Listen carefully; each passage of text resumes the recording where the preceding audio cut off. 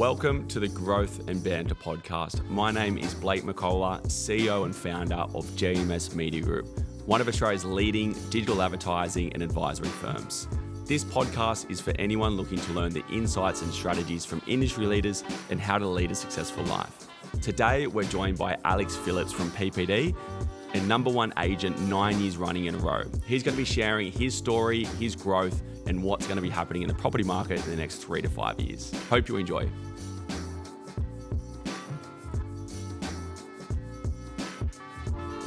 Welcome, AP. Blake, thanks for having me. Yeah, good to see you. Likewise. Mate, you're easily probably the busiest person I know in real estate, so appreciate taking the time. That's why we're here at 7 a.m. That's right. Get it done quickly. Yeah. But I want to start off by going into your backstory. I think, you've got a great profile, but understanding how you initially got into property, becoming the number one agent 9 years in a row, and obviously creating PPD. Mm-hmm. Thanks, Blake. It's a pretty interesting story. Like, I had no idea what I wanted to do when I left school. I went to a private school. Like we all do. I didn't do it. No idea. I had no idea. I didn't really do any good at school. Like, I did like it, but, the school I went to, everyone was sort of told what they were going to be by their parents. I'm going to be a lawyer, banker, whatever. My parents never pushed me to do anything. My dad and my grandfather were all car dealers, and there's a lot of sort of sales in the blood of the Phillips family. So I think that sort of flowed through to me. My four brothers and my sister all sort of in some sort of sales role. But I actually went down to the Australian Hotel School in Canberra to I wanted to get into hospitality. Oh, really? Went there for a week and got kicked out of there basically. Poured a few beers and see ya. Yeah. And then I decided I'd try real estate. So I did a 1-year diploma at Macleay College, and back then McGrath was like the up and coming biggest real estate agency, in the eastern suburbs or in Sydney. And I approached all the lead agents. I did a handwritten note to all the lead agents here and got a response from a couple of them, and then I started my real estate career there, which was the best foundation I could have. They were like at the forefront of the new way of selling real estate, marketing, selling property. That just the whole dynamics of real estate changed with the way John McGrath changed things, and really sort of set me up and many of my friends now and competitors into where we are today. I was there for 3 years.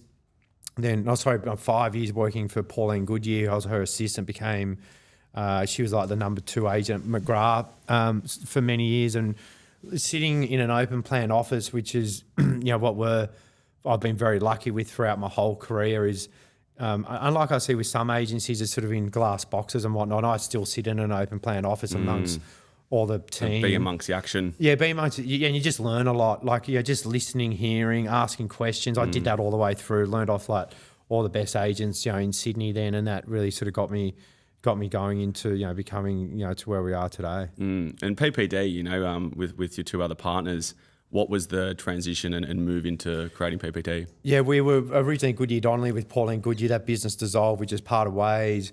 Debbie, Jason, and I, and then started, Phillips Panzer Donnelly. We've, changed it to PPD. So it's not about us, it's about the brand.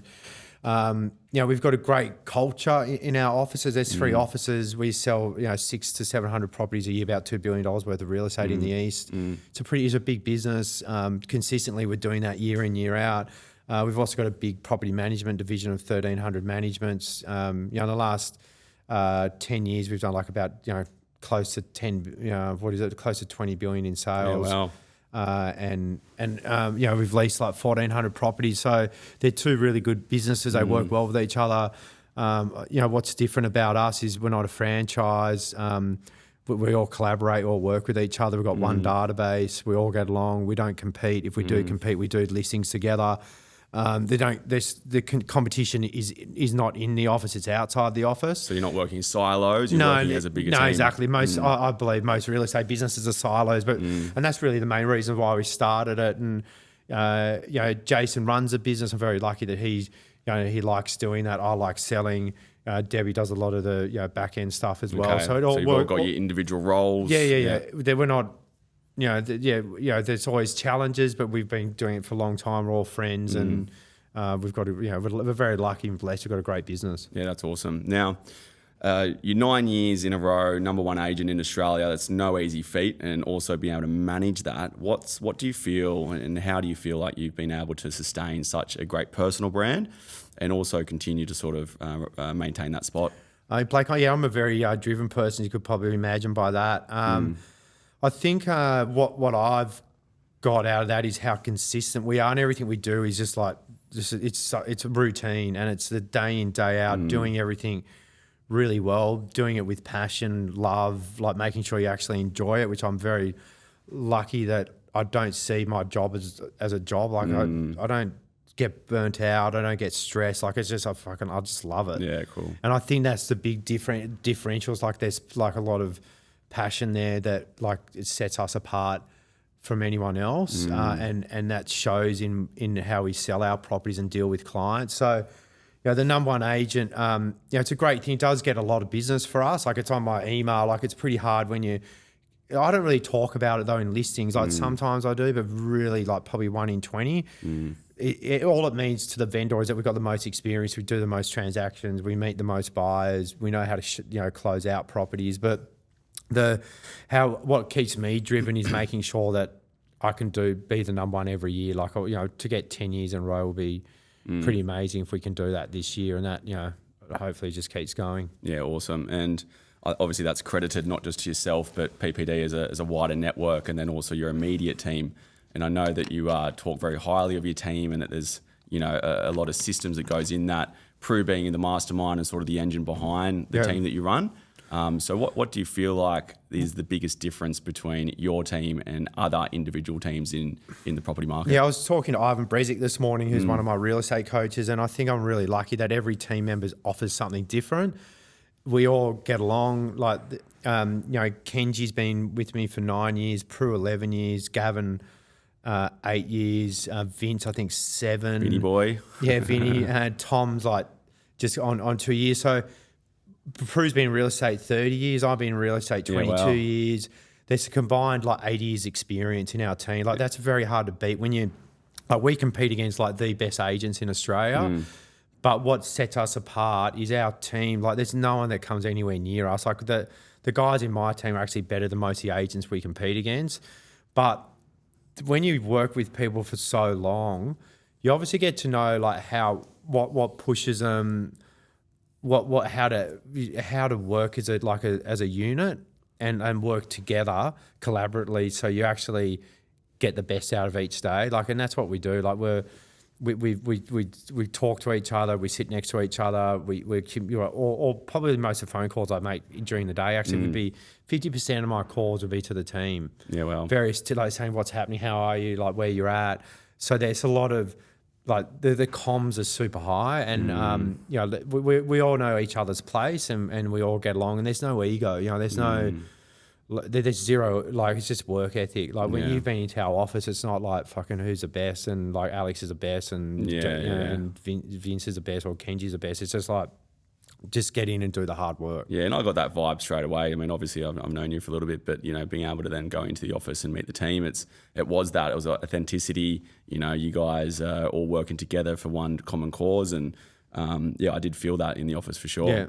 Yeah. Last year you had a really good record of that 1 billion in property. I don't know if you had done that prior years, but I saw that pop up, and again, that's an amazing feat. I'm sure not many other individual teams can do. Some of the strategies around that, like aside from the team and the collaboration you're doing, and jumping on the calls to your team, I think that's a big one, because a lot of people just hide behind the emails, or I've got an internal system called Slack that we all communicate on, but if you go into our office, because we are more digital, we're very much more stuck to our phones. Our computer, I should say. So having to always draw that back into more human interaction.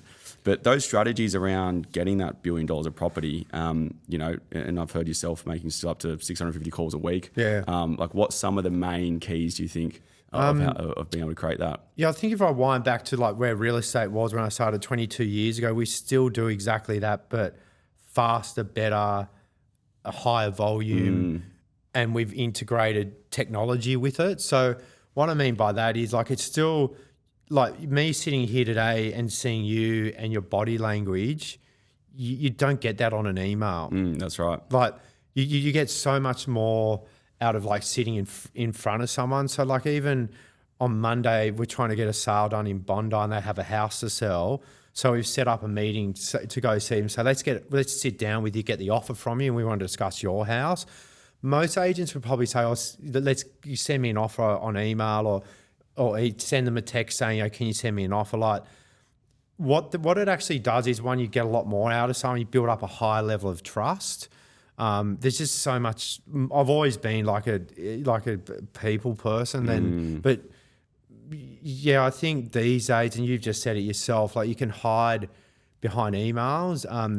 Rejection is a big thing, and rejection in front of someone is hard. And I think that's probably why a lot of people do it. Yeah. But the issue is with emails and technologies, there's less you don't have that personal touch. Yeah. And people become more trigger happy. It's just like, I get some of my clients and they'll be writing emails. They might be disgruntled, or they might be taking something, they might be confused with a certain thing we're doing, and it just goes down a rabbit hole on an email, and you can't resolve something. You get on the phone to them and they're a completely different character and personality. Yeah, exactly. It's I'm the worst like that on email. Like I can be quite harsh and direct, so I know that. So I've learned to think first, probably marinate on it for a day, then like just going like this and fucking getting aggravated. Sleep on it. Yeah, sleep. But the picking up the phone, you definitely get so much more out of it. And I think probably we're lucky that that's the industry where I imagine your industry, advertising, like everyone's like behind computers and it's too digital. It's too digital. Too digital. Like I'm literally having to tell my team, get on the fucking phone, and I'm even now, because I'm sort of more front end facing, doing the sales, networking, sort of being a bit more of the phrase. My business partner, Simon, he's more back end and operations. And, I got on some of the client calls yesterday, and out of that one conversation with a client, we've got, a testimonial, a referral from another business, a renewal of a contract, all in one go. And you just can't get that on an email. No, you can't, definitely not. And then emails, like I get so many a day, like you miss, like, and it's so easy for someone to go, okay, Blake's emailed me to sign a contract, fucking see, like it's easy for them to hide from it, and delete it or just forget about it. So to getting in front of them, you do get a lot more out of it. And then with the amount of like fucking spam and AI shit going on, you don't know what's real or not. On exactly. Anyway. What do you feel has been the hardest lesson for you over the years? Probably what I did really well early on, which was letting go. But the letting go is because I had a great team. So I mean letting go of like stuff that is non-dollar productive. Like so many agents are like, so an agent lists a property, all right, they have to sign an agreement, they have to do the paperwork, they have to book in the marketing meeting, they've got to approve the photos with the vendor saying, I like this photo, this word's not right. I haven't seen that for 15 years. Like that to me is just like, that's what Prue does. Like outsourcing, letting go. It was a hard lesson, but it's just made my life so much easier. And I think that's what, I said this at Ivan Brezick's training the other day at his, conference, that you need to do what you're, like what I said in his conference with other agents is, what you should do in a listing appointment is talk about what you're good at. Like some agents are good at prospecting, finding buyers. Some agents are good at, sitting in front of a buyer and closing them out, and talk about what your good part of your. So leaning into your point of difference and USP. And that's what you should be doing each day. And like, if you've got something that's clogging you up, that you got to let go of it. So letting go was like hard, but the best thing I ever did. Yeah. Awesome. And aside from, the stats around being number one, $1 billion of property, what are some of the other achievements that you feel you're most proud of? Building PPD and having a great, team and culture. And I like, when you've seen guys like within the business double their income or buy their first house or have their first child, like they're all little things that are nice to see. And like, Even Tom the other day bought his first car in my team. Like, so I remember buying my first car. I was like, the fucking one of the best days of your life. Seriously. It is. Freedom. Yeah, exactly. Just the smell of that new leather. Like that. Like, and that's because, he works hard and he's flourished in our team. And like, they're little things that you've probably, because I've done that you forget about, but that's such a big thing for them. Like that's the good part of it. And I like being generous to my team and looking after them, because they do put in hard work. Like, I've been on the phone to some of them at 6 o'clock this morning, like breaking their balls. So, And I think that level of respect you guys have for each other, I'm sure like a lot of other teams wouldn't even answer their boss's call that early, Yeah. And there's like this whole movement around like... We were talking about the other day, what's that new law that's coming where you can't... What the fuck? I said, you guys would be out of a job. I'd be probably in jail. It's ridiculous. Yeah. I can't believe what the is it with media- some you can't... it's illegal to be messaging staff out of normal work hours on the contract. Yeah. It's ridiculous. I said to my guys, if you want a quarter of your income, we can do that. They all laugh. But yeah, it's, I don't know. If you want a second-hand car, not a new car. Yeah. That's the thing with real estate. It's a 24-hour job, and that's why I have so many holidays, because you got to you got to get out. Yeah, you got to switch off. Yeah, you can't have a holiday on the same time zone. You got to be fucking somewhere where you can't be contacted. Yeah, I had one of my clients on recently. They've got a niche dog, a sort of pet wear company. So they do like staffy dog durable products. Anyway, they've got a big niche, and he sort of called it a work-life blend rather than a work-life balance. So it's like integrating the two. Yeah, and that's something that I've done. Like, I do 10 weeks holiday every year. But in those 42 weeks, it's fucking game on. Game on, yeah. So you can't. I've done that. That's probably what's given me the longevity for like having. You asked about 9 years of being number one. There's so many agents we compete against. They're all year round. They're probably working at 60%. We're 100% for 40 weeks. It's not, it's different. It's the circuit breaker. A lot of people don't have, I mean, like, the circuit breaker in the way, like, I do the same thing every day. I get up at 4 o'clock. I go fucking go to the gym. I have have breakfast. I leave the house exact same minute every morning. Yeah, I leave the house at 5:55 every single morning. Yeah, so you've created a system. But you can't do that. Like, you can't do that every day for 365 days. You go insane. Yeah. Normally I go away in October for a week or two. This year I didn't, but I just did 2 weeks of no training, got up at 6, went to work in like casuals. Like, I just sort of mentally remove myself and worked at like 80%, and it's helped me. People burn out, and also you get aggravated and you lose business. You stop making those phone calls you should be making. Absolutely. Yeah. And I think also, like, I love taking time off to be able to give my team a bit of a rest from my bullshit sometimes, but also let them grow. I actually find when I go, because they grow, because I'm not over the top of them. I divert my phone to them when I'm overseas. Like, I'm overseas sometimes for 5 weeks. I reckon I make 20 phone calls. Yeah, well. But then they're out there trying to list property, sell property. They're missing listings. They've got clients fucking breaking their balls saying, "Where's Alex? Why is he away?" But all these things are learning curves, and like, it means that, like, and I see this like too many lead agents or people in business micromanage other people around them. You got to let them fail. 100%. And then they learn more. They build more. They get more confident in themselves. Yeah. It's actually a really good part of our business. Like, them just being on their own, and they still work hard. It's definitely it's something I recommend for all businesses, and particularly if you're managing teams. For sure. Yeah, and I think, like, being able to switch off and then just for me, those creative juices start flowing. You start thinking a little bit differently, and you come back with more ideas and injecting that into the business too. Yeah. Culture is obviously a key thing. Any common thread with brands that we work with that are successful, no matter what the industry is, there's always an element of culture that they inject into their team. I know that you guys do a fair bit and give back to the community. What's some key things to really sustain that culture? And obviously, you've got quite high retention with your team. What are you doing to sort of drive that culture? It's probably culture. Something I've learned, like when we employed Tom last year, the way we employed, I will employ someone into my team, is it took us 6 months to find someone. And so what we did, we actually had people come and work for us for 1 or 2 days, and like 6 out of 10 just like, after 4 hours, like, fuck, this is like get out of jail free card. Like, there's just little things, they're not going to be molded or they're not going to fit. The team from the top probably comes from me as a person that was so fucking serious at work. But at the same time, we have so much fun. Like, being able to switch it on and off as well. Like, I mean, we give each other shit. Yeah. Like, we joke. Like, we talk. Like, they're just... The banter. Is, and it's not... But we're not, like, being, like, arrogant in front of other... we're fucking ring the bell. We just sold a house for record. Like, we're not...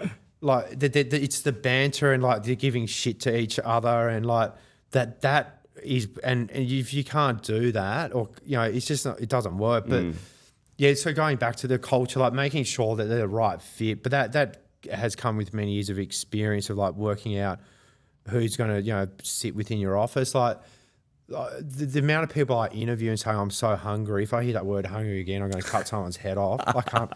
Like everyone's so determined. I'm so hungry. Like I just like it's not that. It's like what drive do they have? Like a lot of it actually comes down to like their internal fire. It's not they're hungry and I want to fucking make phone calls and do this. Like they just go out the door these days. So something I've also learned when people are chasing me, probably like you guys, like I've pushed back on people like 3 or 4 times. Yeah.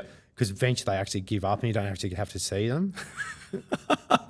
So like people ask me like to go, can I do this podcast? No, I can't. I'm busy. Give me a call in 2 weeks. I could do it 3 or 4 times. Yeah. And eventually like then I go, okay, no, I'll do it. Because they actually don't like, and that's how I also look at like when people approach us for. So you want to show how serious they are. Yeah. Most people drop off after the second time. Yeah. So I got through. Yeah, you got through. But so the cultural stuff comes from, a lot of it comes from their background, like where they've come from too, like were they in property management? Property management's always a great, part. Where did they come from? What other businesses have they come from? Have they come from an agency that's or show and it's a lot of it's their family makeup, their background, what partner they have. Do they have kids? Don't they have kids? Like there's lots of things we sort of look at, but the culture part of it is the most important part of our team. Yeah, I mean you're only as good as your team, right? Yeah. And there's a lot you can do with the nimble team as well. Taryn Williams was on the podcast, I think the previous episode, and she said one of the things she looks out for when hiring within her businesses is if they're a part of community, like a sporting community, to see if they're a team player. And I thought that was a really interesting one. That's really good, yeah. So and we're huge in our community. Like we sponsor so many things. Like we probably each year do about 100 to 200 grand in like donations and sponsorship. Yeah, but cool. What do we get out of it? I don't know what we get out of it. I don't go looking like, well, why are you doing it? What do you get out of it? Like, it's like there's no like expectation of return. Yeah, and that's probably the best. I don't know how to explain it to people. That's the best way of explaining it. I just do it because like so many people in those communities are given to us, and we've flourished our business through it, and we don't sort of use it in our like sales pitch or like we give back to St Catherine's or Bronte Surf Club or Bronte Public or. Like the football teams that we sponsor, but it just you don't know what you get out of it. We don't do it to get anything out of it. Yeah, and that's the thing. Like you should be giving selflessly. Like we give a tremendous amount of business to our partners, and sometimes we're like, oh, where the fuck's our business back? But you shouldn't really be expecting things back. It's what goes around comes around, and that's an element of karma as well, right? Exactly. Yeah. I mean, hiring policy. Is there any certain questions that you would ask someone in an interview or a recruitment strategy? So I'm sure there's a lot of agents out there that are struggling to grow their team, particularly agents that might be stepping in and sort of trying to get that first, second hire. Like, what are some of the things? I think something I've sort of touched on things, been thinking about recently, because I've just been talking about a lot with Ivan and like Josh Fegan, who's another real estate coach I use. I didn't do it for the money. Like I just got into it because I fucking loved it, and then the money came after. But I also didn't do it to go, okay, I'm going to do this for 3 or 4 years and do something else.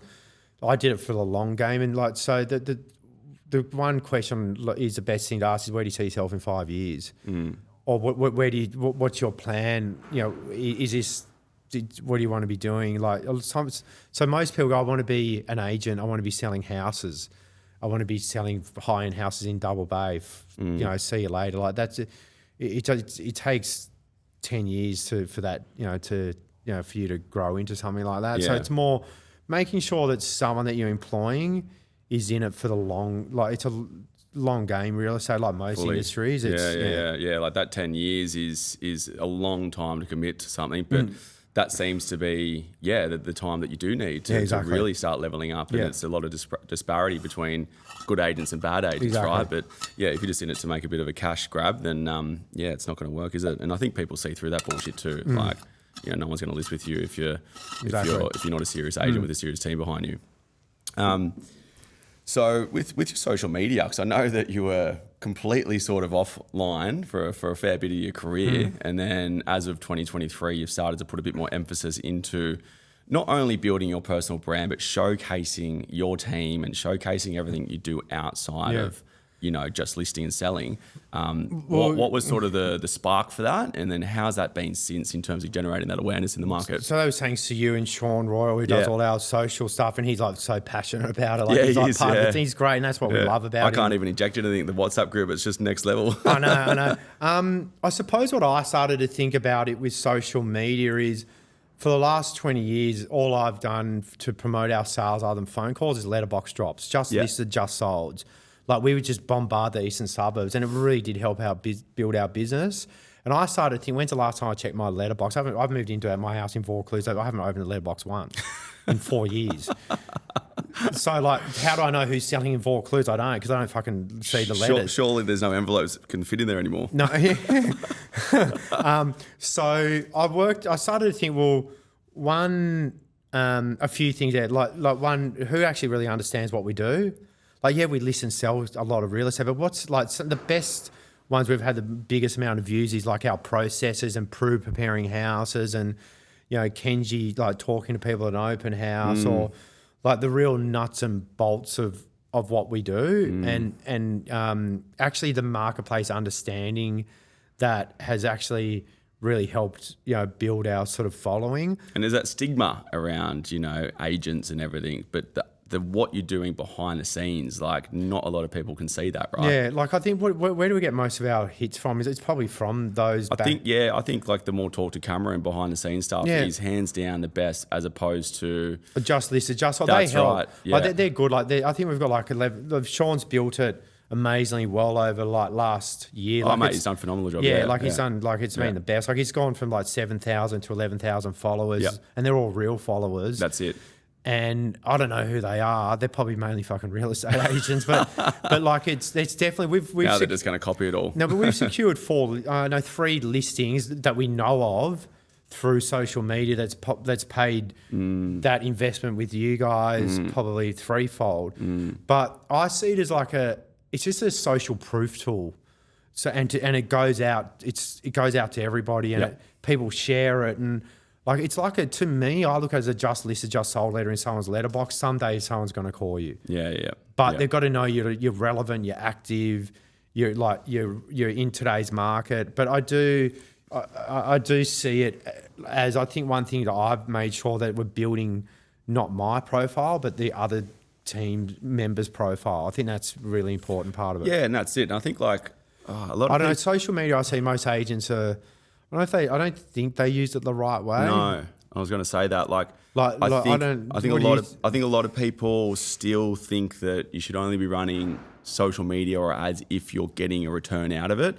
And I think you need to be looking at it from a touch point, and if you've got one direction of just doing emails and then trying to, do a sale irrespective of the product or service, and then they do the research and you're not popping up online, you don't have active social media following, or you don't even have any actual social media content, or your website's crap, all these touch points build the trust, which then hinders the sale. So for you guys, and I know you sort of don't have to do the advertising, but a lot of agents that I speak to, or anyone for that matter, they want to know immediately what return can I get out of that? And that's an important conversation to have. But the brand awareness and the brand building is much more powerful than just trying to run an ad and get a lead. And as you said, like, property is very much relationship focused and developing those and nurturing those relationships. And you simply can't get that through just running an ad and getting an opt-in. It's what goes on behind the scenes. And I think the creative play with what you're doing is way more powerful than just doing just sold or just listed. Or me walking around the house saying how fucking good I am. Yeah, and all the awards you won. Yeah, exactly. Yeah, fully. So there's a lot of shifts going on in property. There's obviously been a lot of impact with interest rates, and there's been a bit of a hit in the last sort of quarter. Property prices falling in some areas between 5 and 10%. Upwards of 100, 200,000 the median price. What's your take on that? How have you seen the last sort of quarter with a bit of what I feel is a bit of a domino effect, or at least the start of the shockwave from, homeowners not being able to pay their repayments and then therefore having distressed property to sell? Yeah, like my repayments have gone up, my loans have gone up triple, and I've got more loans. Like fuck, does it change the way you live and what you do? Yeah, of course it does. For someone that's living, we're lucky we sell another house and that helps pay down whatever you need to do. But people on fixed incomes, fixed wages, all the costs have gone up. Their school fees have gone up. Their mortgages have gone up. Their spreadsheets are now out of whack. Groceries are going up. Everything. Their offset account's been eaten away. They've had 500 grand offset account. That's now down to 200. Fuck, we need to sell. Fuck, yeah. So there's a lot of that happening. Like they try not to tell us that, but you work it out pretty quickly. It's definitely caused stress. There's more divorces, because of it. There's more. You can just feel it like that, and it feels like.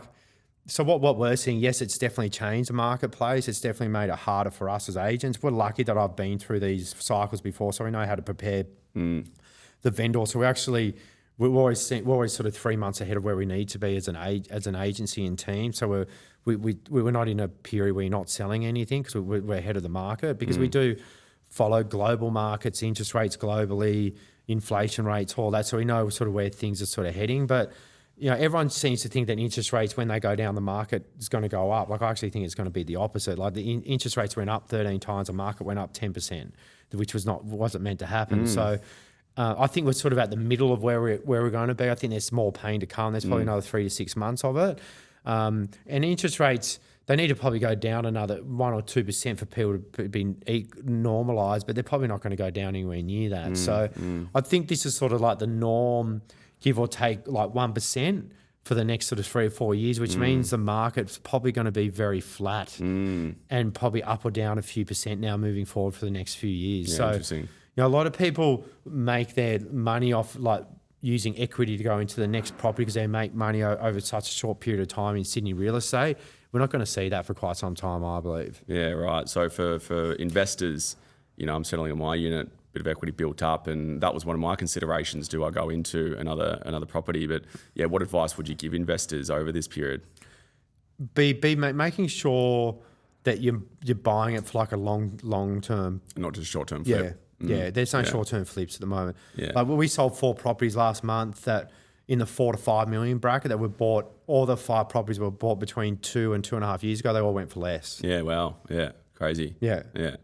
And then hotspots, like I know that there's some areas that are going to be way more impacted. What do you feel are the areas that are going to be most impacted by this or potentially remain flat? And then what are some potential new hotspots? Because there's always going to be growth, right? Yeah, so our biggest hotspot we see at the moment, because we sell in all the eastern suburbs, is like this, whenever anyone asks me, where would you invest? I always say you want to buy like near a train line. I think is always a good thing. Okay, So Transport. Wallara, Paddo, Edgecliff, Bondi, probably the hottest marketplace we deal in at the moment is South Bondi, like where sort of Toddy's is around there, like that corridor between Just because of toddies? Yeah. Between Birrell and Bondi Road. And what we see there is because you can walk to the beach, walk to the train station, so it's a lifestyle plus easy commute. So I'm always a big player on areas where there's no more stock that's going to be built. There's like good transport and there's big lifestyle reasons. Like Bondi is always going to be like that, and then the outskirts are there, then Paddo, Wallara.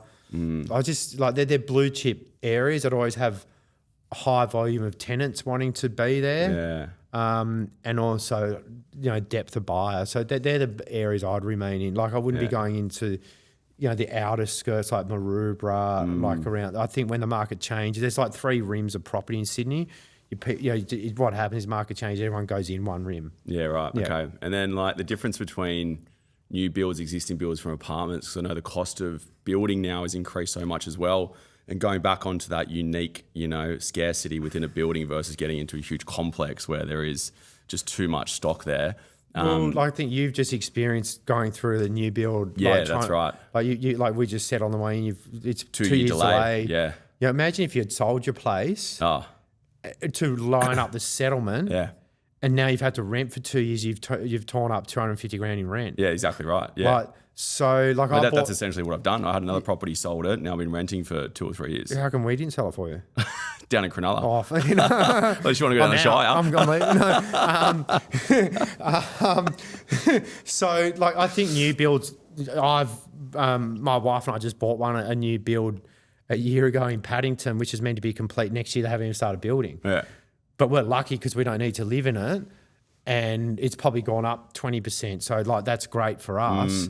But for, I don't know, new builds, unless they're like a boutique development in a good area, I'd stay clear of them. Yeah, and that's the only reason why I had a new build, and it was part of a bigger complex. It's still fucking getting built as we speak, and I bought that when I was 21. I'm 35 now, so that whole complex is still getting sort of innovated.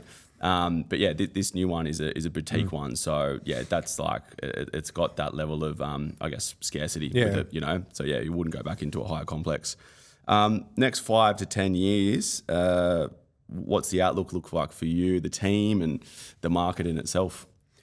Obviously been doing what I do. I've been married now for 6 years to my wife Bridget, which has been great. Obviously, would love to have a family. That'll probably slow me up a little bit, not too much. Yeah, you reckon? Probably not. And that's been good. Bridget, my wife, for the last 10 years, been part of the foundation of why I've done so well too, which has, definitely helped. Absolutely. To where I am today, which has been great. But I think just keep compounding what we're doing day in, day out. Make sure you don't get burnt out. Have probably longer holidays. You probably. I was watching the starting five with LeBron. It's a new NBA Netflix series. Yeah, okay. And I look at someone like LeBron James. He's now 22 years in the NBA, and he's 40 still, now, isn't he? Still playing, but he's still number one. Yeah. But they've shrunk his minutes. He gets his shit. He's on for fucking 8 minutes every half or something. But he's still got longevity. So maybe that's what you do. I learned from that. I go, okay, maybe I've got to just shrink what I do, still work 100%, but maybe take one day off a week. I don't know. That's not something I've thought of immediately. But you got to keep innovating yourself, working out your own body on how you, as you age or how you get, and make sure you stay relevant. And real estate's you're very easily forgotten. Yeah, absolutely. They're always going to to the best agent. If you're number 2, you're fucked. Yeah, you're almost as good as your last month, right? Yeah, only as good as your last sale, I say. Yeah, dead set. It was just yesterday, so get on the phones quick. No, quick. Got to end the podcast quick. I think you've referenced Ivan. I know Ivan's doing a lot of coaching, and he was successful in building Bressick Whitney and is helping Macleay Longhurst a lot. One of my brother's close friends and my friend. He's starting to get a bit too good. He's coming into our area. I heard. You've got to cut him down. No, Macleay's good. We're good mates and competitors. But doing really well. But I've still got Josh Fegan and Ivan Bresic. I've got real estate coaches. Even sitting here today, I've learned from you on your business, how you're making sure your guys are doing more calls. You've always got to learn. And sure. Everyone goes, why do you have a real estate coach?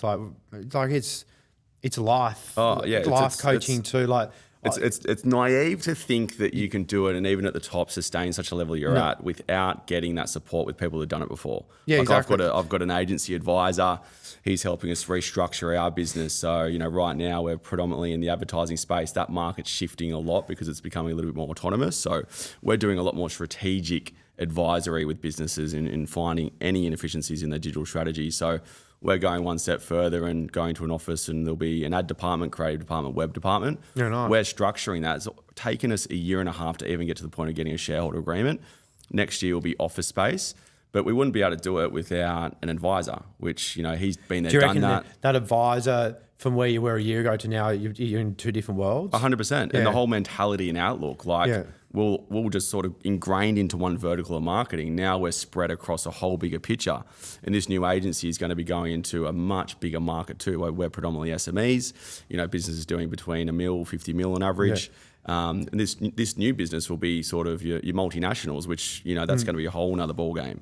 Well, I see like it's interesting you say that, like you're great at what you do. I'm good at what I do, but we still have like people that are making us better. Like I see real estate agents, like when they go, why am I being coached by someone that hasn't ever done real estate or did it 10 years ago? How are they relevant? It's like a real easy excuse to sort of get out of it. But like it's someone with experience. Like when you sit down with someone that's like, like Mark Boris, I did a podcast with him. Fuck, that guy's like the best mortgage broker ever. Like these guys have so much experience, so much you can learn from. You asking questions and like these are the things that you sort of pick up as you go, and you get, you got to be always open minded. Like that's where I think when you you got blinkers on, and you go, I'm doing it this way, and you never evolve. Like the way we sell now versus 10 years ago is so different, and we keep evolving. Like we keep doing different things and like trying to get better and be ahead of all these like McClay Longhursts and people that are coming after us. We've got to stay relevant and better.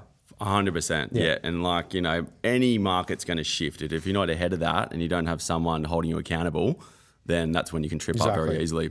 Aside from, Ivan and the team and I guess your other partners in PPD, who are some other people that you lean in on, as your SWAT team? My wife, Bridget, my friends, all my brothers, my four brothers, Tim, Charles, Will's doing Will, well James. back in Byron. He's in Byron now. Byron, Will and I ask each other for advice. We refer each other business. Yeah, nice. He owes me a fair bit of money now, actually. Pay up, Will. Yeah. And my sister, Susanna, she's great. My dad has been big. And my mum, so it's all family. Yeah, nice one. And how much do you credit back to your success and I guess your motivation to family? I mean, obviously it's been a huge component, right? It's probably like half of where I am today, if not more. Yeah, there you go. Because it was ingrained in me, like growing up, sitting in the car, going on holidays, listening to Dad on the phone. So it's in your blood. Closing out, someone buying a tractor from him or something. That's funny. Yeah, I saw my old man. He was in cars as well, panel beating. Yeah. Then he went into real estate, then he went into clubs, then restaurants, then hotels. So he's just a wheeler and dealer. Yeah, nice. So he's got that ability to shape a deal, and he's anti-technology. So it's all phone and human. But it's like someone like that with my dad. It's just their charisma, their personality, how they talk to people. Most people constantly hunting the next deal. It's either you're street smart or book smart. Like you're probably a bit like me. You're street smart, fucking But that's because you've grown up with that around you. You know how to talk to people, and it's definitely that part. That's why. Mate. There wasn't a lot of mother nurturing. I think it's like get out there and do it. Yeah, it's like fucking. We were living in Cronulla. I went to school in Stanmore at Newington, and it wasn't like we'll drive you into school like a lot of parents did. It was, there's a station, go and do your best, follow the other kids. It was just like, go out and do it. I bet half the time you didn't go to school either. Well, looking back on it, I shouldn't have. Mate, I guess like work and life balance, or work blend, as we should probably refer to it as, and taking some time off and traveling, keeping fit and healthy, and sort of maintaining a healthy outlook. What are some of the things you do on some of the days you might have off, if there even is that time? Well, I saw you at Ministry of Sound the other day, didn't I? That's a hobby. That was good. Mate, my back was fucked. I had to leave at like 7 o'clock. Did you? I couldn't even enjoy myself that night. I was fucking spewing. Bit buckled, were you? No, mate, I drove. Wow. I left at 7. I think the 2 hours in the morning where I train and have on my own is really good, but I go out for a dinner once a week, go out for a good dinner somewhere, drink a good bottle of wine. Yeah, it's still socialising. Yeah, socialise. Like all of that. Tonight I'm going to Travis Scott at the stadium, which will be good. Yeah, man. We've got 10 friends going to have dinner before the Centennial, then go walk down there, watch that. Yeah, sick. Things like that, try and have, the socialising aspect, definitely. Yeah, for sure. Mate, I think before we finish up, I'd like to sort of say, if you were retrospective and you could look, back in the clock and ask yourself something when you're 18 years old, what advice would you give yourself? to all, like I think, like I get asked this question a lot. What advice would I give myself is, I think follow what you're passionate. Like don't go with something. You got to have to. If you're 18, you've got to probably try 3 or 4 different things before you work out which way you're going to go. Like I think I see so many people that did like 3-4 years of uni to be a lawyer, then a year later they're working at a cafe. Follow something that you're passionate about. Don't like it. I was like, I just fell into it. So follow something that you're passionate, definitely, and try and find that. Yeah. But it doesn't. You don't need to find it when you're 18. You can find it when you're 25. So there's no point working if you don't love it. Yeah. I mean, I think people do get caught up of like, oh fuck, I'm in my 30s or 40s. I still don't know what I'm doing. But I think life is a constant learning phase. Exactly, yeah. And like, there's no better time you can always than now to change. start. Yeah, that's right. And I guess for any agents out there, listening to this or watching this, that are gaining sort of inspiration, motivation, because I know there's probably a lot of people that look up to you and want to get advice from you.